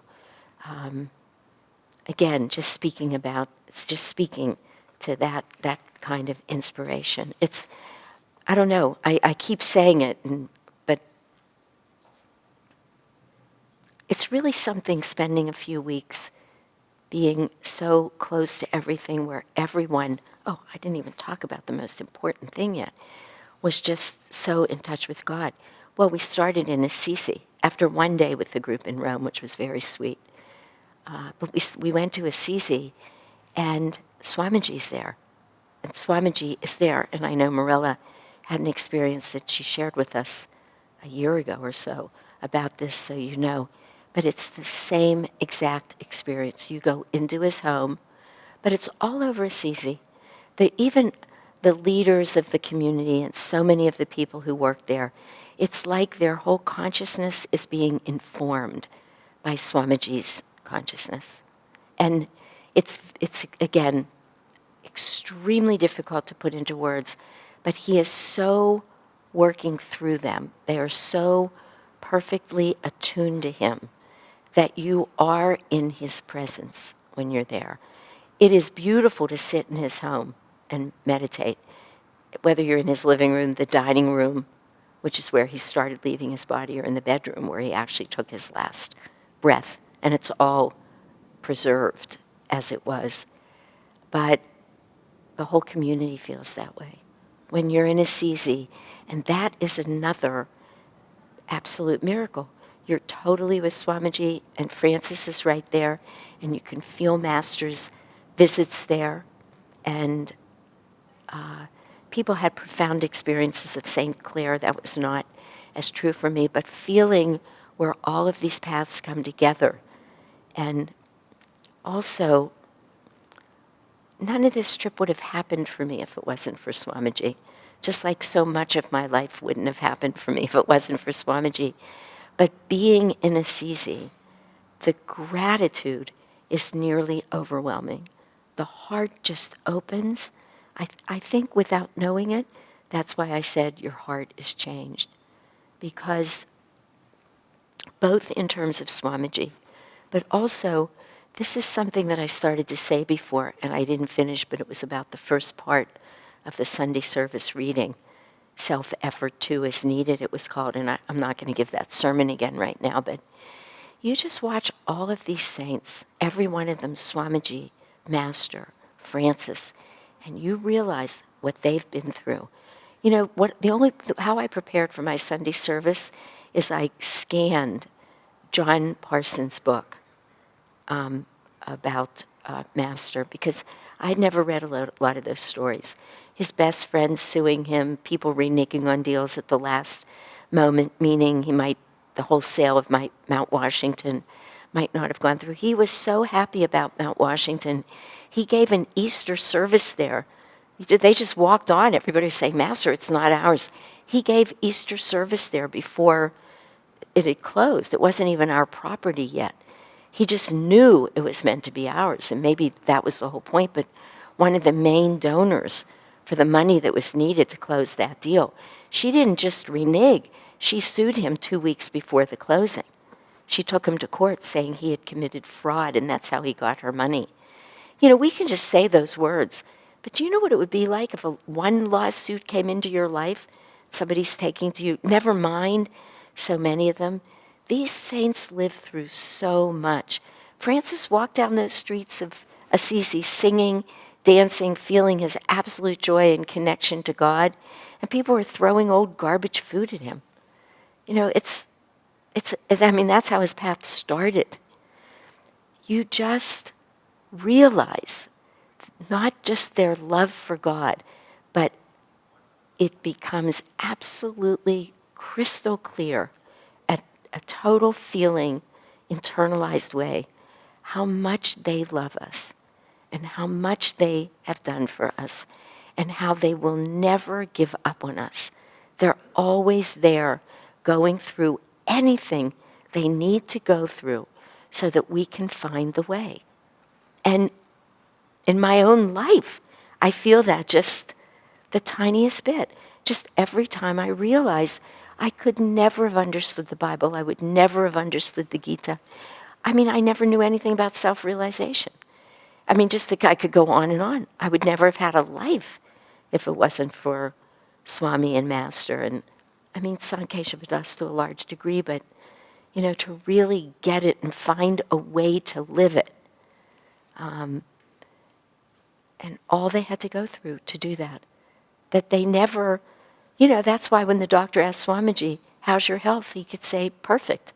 And then the people around him said, really, Swami? And they start talking about his medical problems. But it was never that. He didn't perceive it that way. But whatever he had to go through, they just go through it because we need them to. And we do. We absolutely do. Whatever was handed to me walking through those stations of the cross at Padre Pio, and it changed my life, and it opened my heart, and they'll never go back to the same place. I absolutely feel that. I'm different now. I know it without a doubt, and it has very much to do with what all these saints are willing to do. Now, having said everything that I'm saying, these are all things that were written, I told you, mostly by Swami and Master. If I read what Bharat wrote or other people, I would say it. But Swamiji talks a lot about Jesus' saying, where Jesus said, destroy this temple, and in 3 days I will raise it up. And how so many people at the time thought he was talking about temples in Jerusalem, but really he was talking about the body, which of course he then went on to do. But really what he was saying to us is that, and Swamiji goes on to say, he never told us don't go on pilgrimage, but he was saying the supreme pilgrimage is the pilgrimage in our spine. That's really, this is how it all works together. We do the pilgrimages to help us do better inwardly, and it does, and that's all of what I've been talking about. But in Swami's words, if I'm here, let me just see if I can find it. I'm not going to find it right now, and I don't want to say it, but that really, in reality, the supreme pilgrimage that we're taking and the temples that we're going through are in our spine. That the most sacred place is in our heart and in our third eye. And he goes on to say, or Master does at some point, just commenting on pilgrimage, and this is what made me realize another reason why this pilgrimage was so profound for me. But they say that you can't really benefit in the same way from outward pilgrimage unless you're already practicing or you go there ready to practice in a deeply devotional way, that you have to take your devotion there to be able to benefit from what these saints have to give us. And I think that really reflects back on your question, Suman, about when you go, even in your own life, who's around you when you're there. I think on these pilgrimages, who's leading it has a lot to do with it in some ways, no matter who goes, but it all speaks to it. And it's all circular and interactive. The more highly evolved you are, the more you can get there. And the more you get there, the more you evolve. And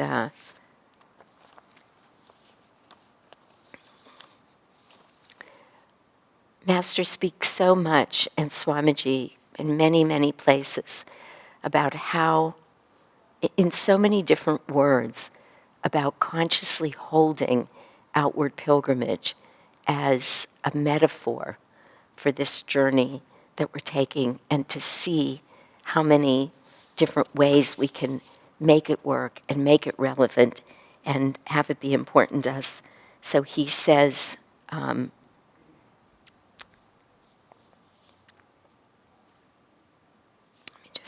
just had it here, which is what reminded me to say it.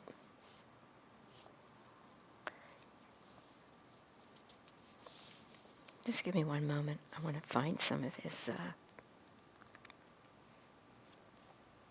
well, I don't need to quote him, but he says, as consciously as possible that we can hold any outward experience going from one place to another. And where is that in our body? What does the heart chakra represent? What does the third eye represent? Really arriving somewhere on pilgrimage. What does temple actually mean? So that we use everything that we garner on pilgrimage as a way to grow spiritually. You do that whether it becomes a conscious thought or not, but I think holding it consciously makes a difference. I wanted to, Bharat says in his book about Om, to find your way back to God, you have to return the way you came. Thousands make pilgrimages to the source of the Ganges and other sacred rivers.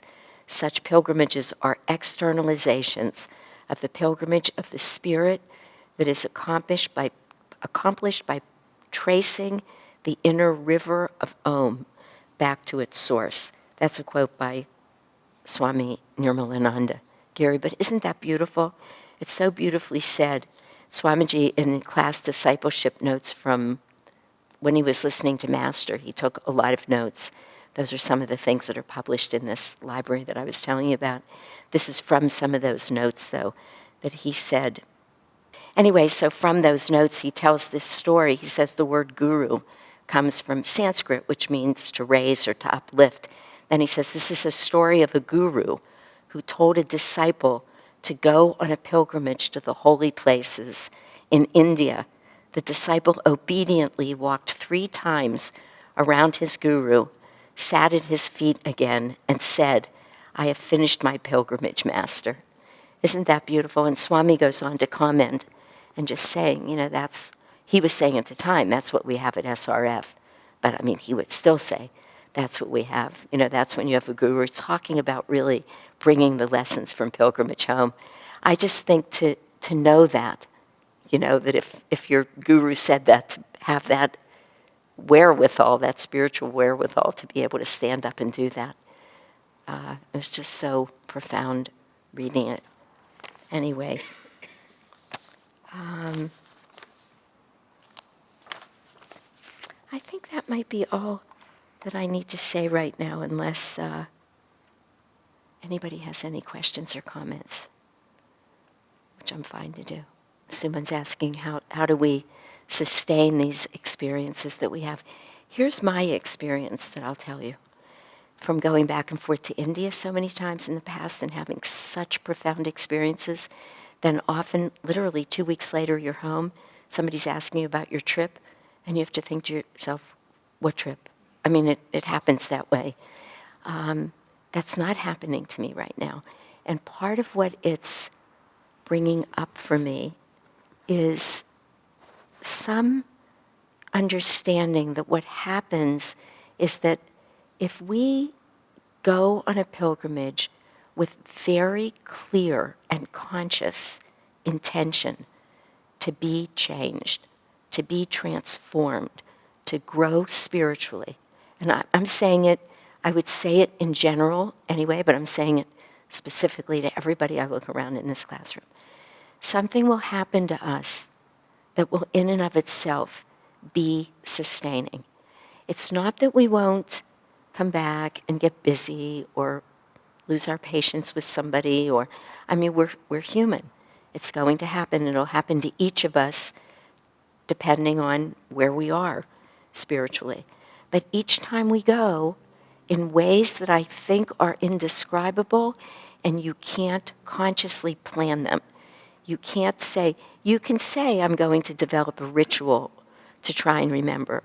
So I actually bought very little on this trip, but each thing that I bought, I did do what Marilla was talking about, which I did last time. I bought at the beginning of the trip certain items, and I laid them on every altar everywhere I could. And I bought a picture of St. Catherine in ecstasy. It just spoke to me, little, like this, little picture.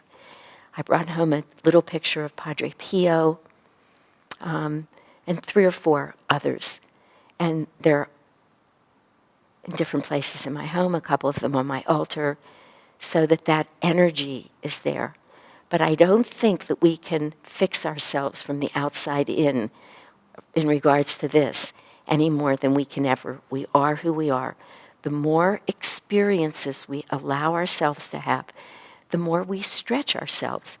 Because for many, many people, this pilgrimage was a stretch in a lot of ways. It's challenging to spend 2.5 weeks doing almost only directly, consciously, thoughtfully spiritual practices. It's not what most people do. And while we weren't in seclusion, there was a lot of time in silence. Not everybody who went has spent time in silence. Silence is not good or easy for everybody. And people were making a conscious intention to stay on track, and that wasn't easy. People had to make that intention. There were a couple of people who got physically sick. One woman was very ill, and very much to her credit, tried, and she was really sick, like got sick on the plane on the way there. This is a big deal for people. They take 2.5 weeks of their life, for many of them a lot of money, a big investment, leaving partners.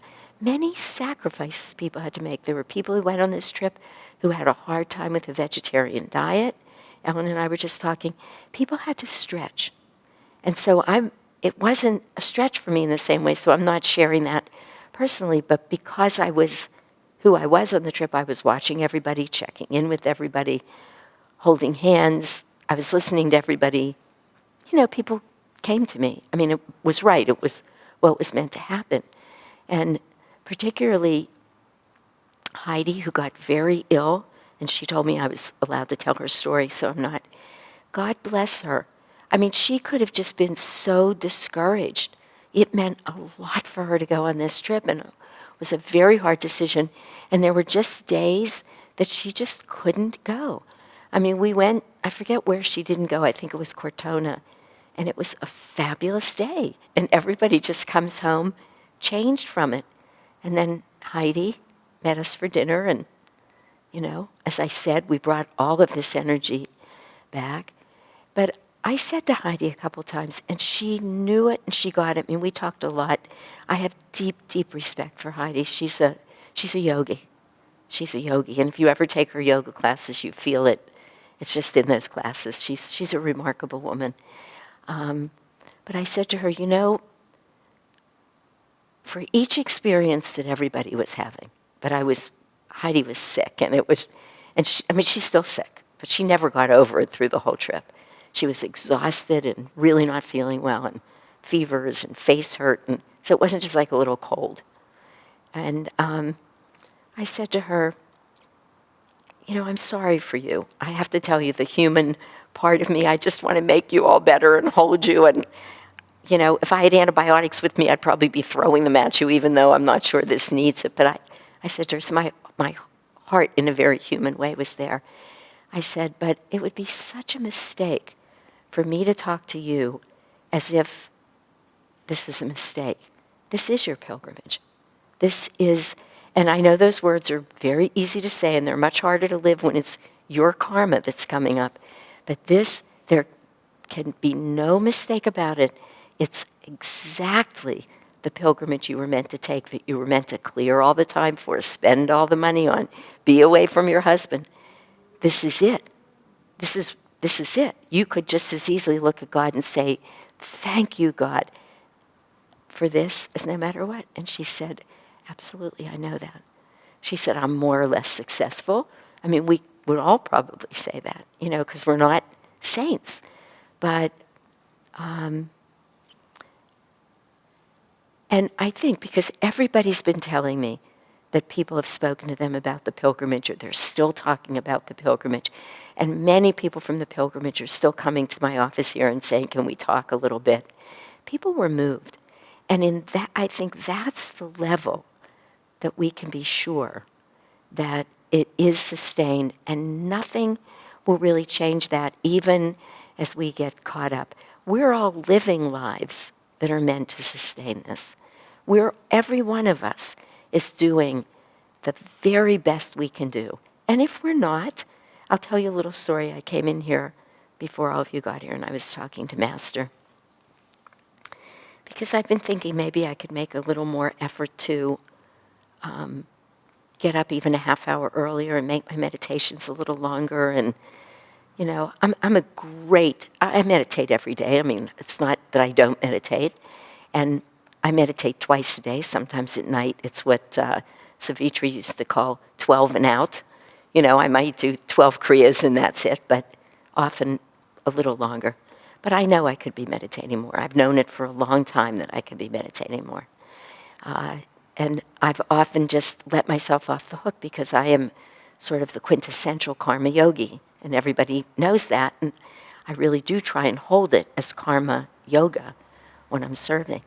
But I was saying to Master today, I know I'm sort of a problem child to you, and I should be meditating more. And I was just talking to him like that, like, help me right now. Let everything that's come to me, and I'm asking you, help me get up a half hour earlier. Help me. I want to be meditating more. I want to be in that space more, not just serving more, which is, honestly, it's easier for me. I want to do what's harder for me. And I want to make sure I'm saying this right, because not that meditation's not hard. Meditation is not hard for me.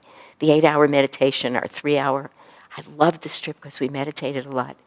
But when I'm tempted by things to do, and for me, fortunately, it's almost always ministerial or serviceful, but it's still putting on this event, putting on that, organizing this, organizing that, teaching this, doing that. It's still outward energy.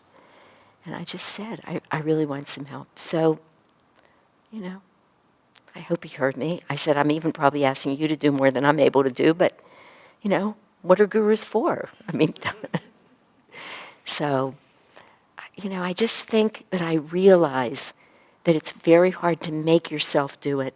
It's much easier to put yourself in a position where something in you will be changed, and that will be who you are. And I mean, I would say to you very seriously that why I said yes about doing this class. And I'll bet you this pilgrimage will come up in many sermons that I give, in many classes that I give, one way or another, for quite a while now, maybe forever. Della Robbia is the artist at La Verna who did those sculptures. Della Robbia, even if you look him up online and look up Della Robbia's Annunciation, there's big enough pictures that you can almost see what I'm describing. It's a meditation to be in front of it. If the class goes on long enough, I might be able to think of the frog eye too, but anyway. I wanted to give this class when Ramurti asked me because I want it to be inspiring for people to go, in spite of what look like limits and reasons. This is some of the highest form of sadhana. It simply is. We all have reasons not to do it. And maybe we can't do it, and the reasons look good. But I thought, and it's part of why I'm doing LA. I mean, I was telling Sai Ganesh before class, and I'll say it out loud. You know, I was the organizer of the Italian trip. I was the conceiver of it and the organizer. That means I was dealing with probably 30 different people who were thinking of coming at some point, and all of what happens when life gets in the way, and collecting all of the money at the appropriate time and helping people get plane tickets and trying to get passport legal names and numbers and everybody's individual issues. Many people who didn't come, I had meetings with, phone calls with, spent time with. I'm saying to you, it's an effort. It took a lot, but it was a lot of time and energy serving in that way. And yet, even as that was going on, I started planning the LA pilgrimage, you know, and that's why I think the Holy Land will probably happen, because I can't think of a more profound way to help people change, taking us far away from everything that's usual, familiar, you know, draws us in other directions. Does my medicine draw me in other directions? I think of God all day when I practice medicine. And again, I look around this room. Larry works in a totally different field. I know what he's bringing to his work. I know this man. He doesn't do anything without God.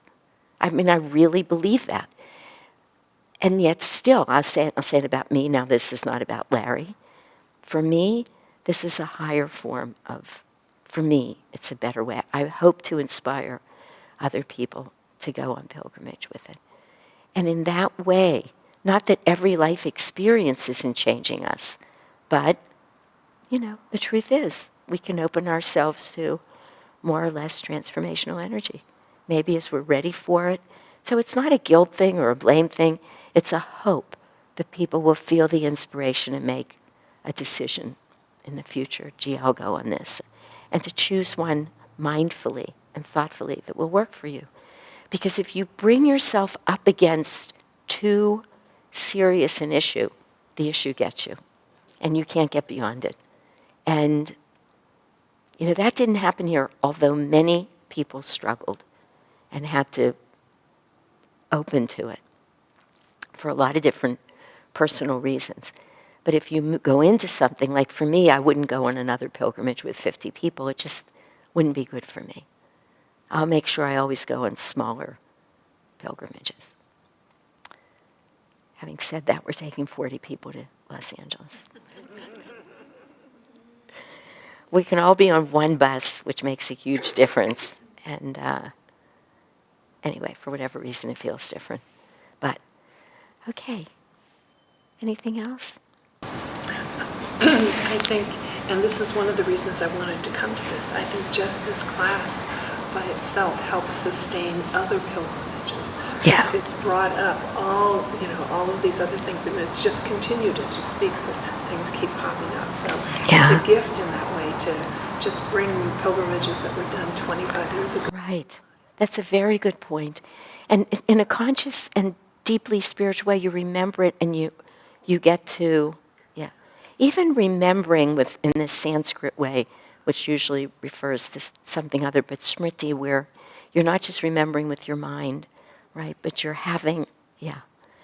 Yeah, I hope that, I was already thinking, it's interesting that you say that, Ellen, because, you know, I teach this saints class for 3 weeks. Every November it's become a real tradition, and I always do St. Francis, and then I choose 2 other people, but I was already thinking, oh, no matter how much of this is gone by then, when I teach that class, it'll come back. And I'm already, I mean, I've thought this several times. I felt so grateful for that.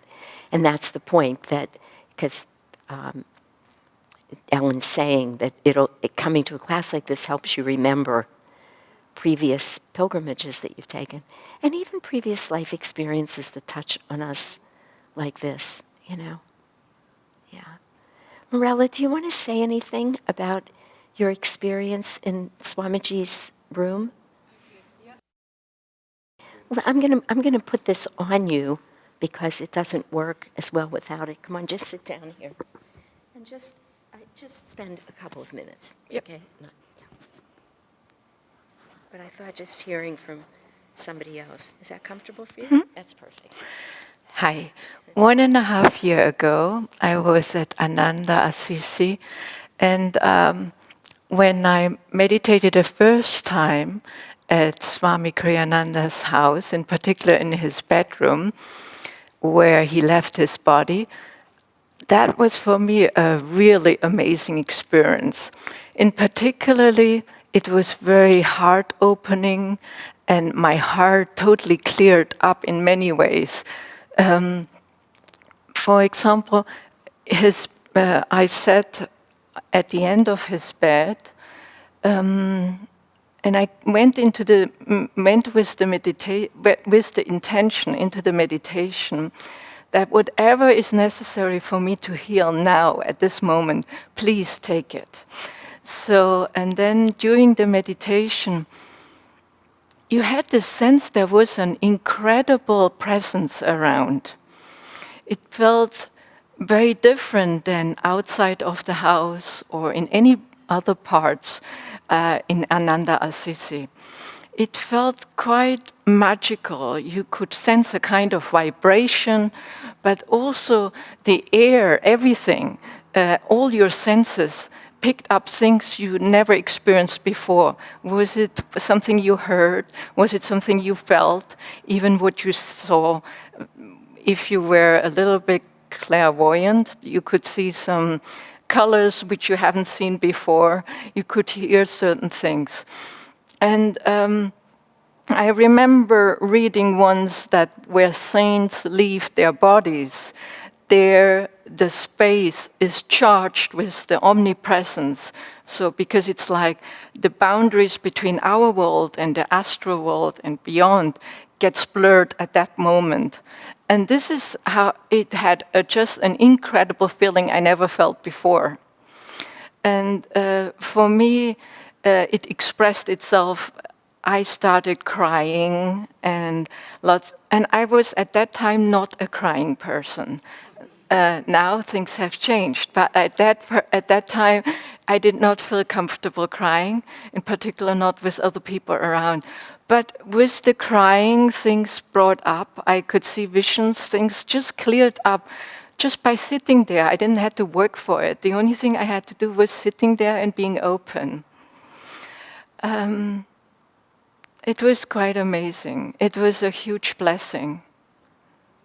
A very, very huge blessing.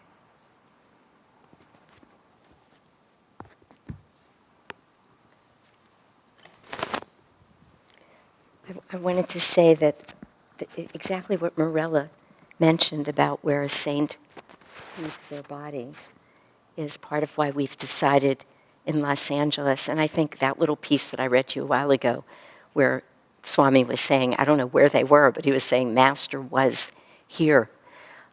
In any place where these saints were, really stood and walked, or some profound experience happens. In La Verna, they have it enclosed, but you can sit right next to the rock that Francis was sitting on when he received the stigmata. And it's more powerful than you can put into words, but she said where saints leave their body, part of why we decided it's a little more expensive for 2 nights in October to stay at the Biltmore. But we just thought when we're in Los Angeles, we want to stay at the Biltmore. So we tried to get a little special rate, but to be able to be there because it really is, it makes a big difference.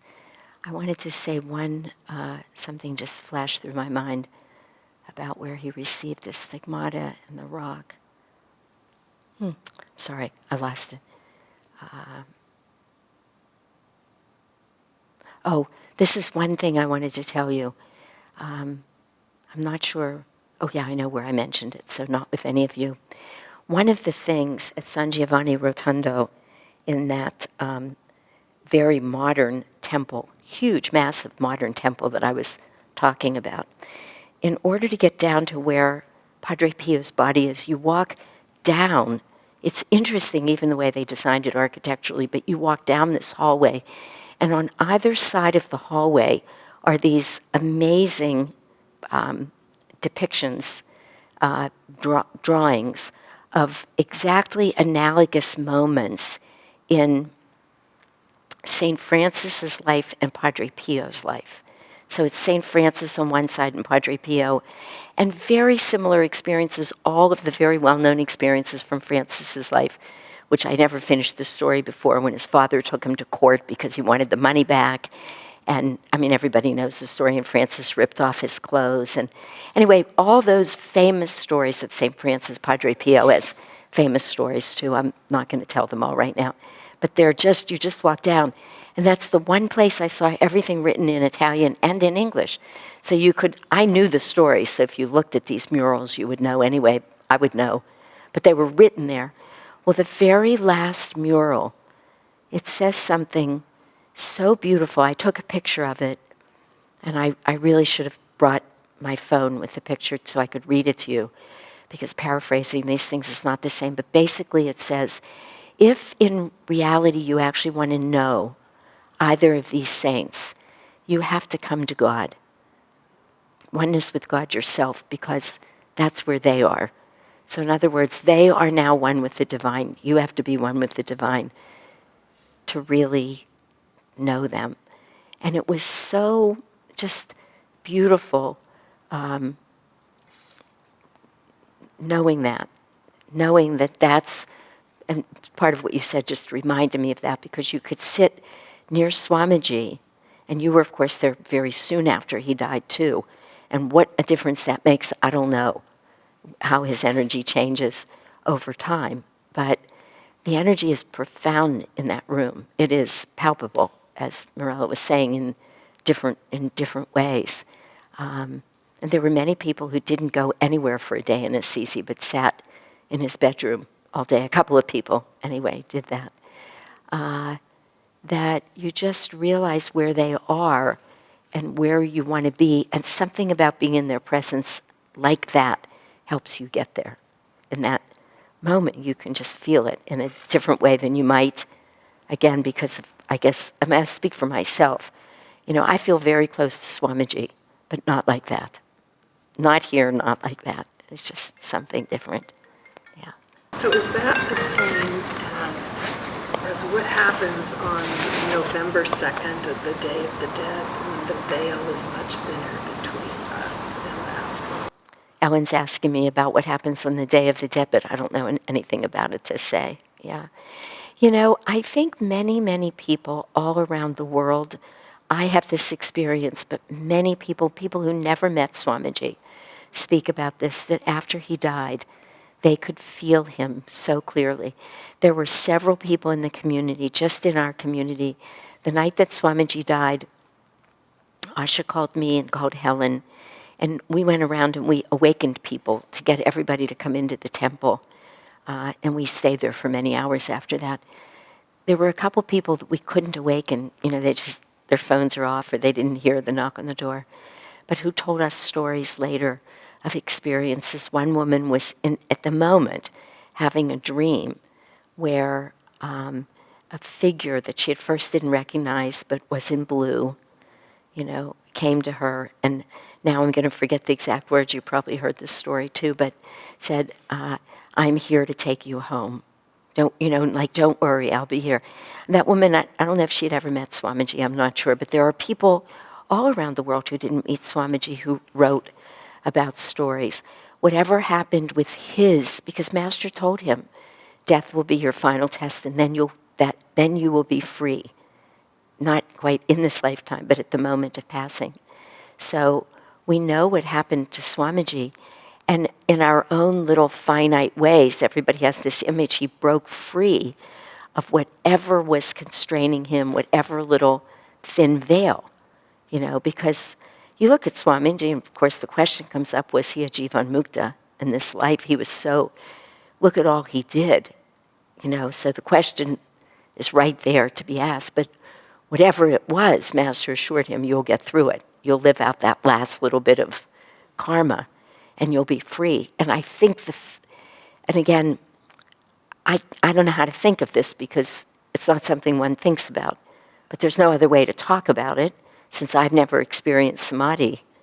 But it just feels like he's free of any bonds, and in that way, somehow, many, many, many people are feeling him more acutely, more intensely, people have visions of him. Did you hear this story?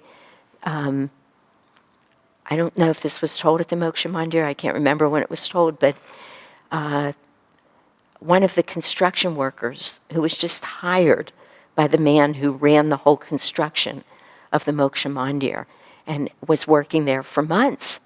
And when they finally brought down the bust of Swamiji, the man looked really confused.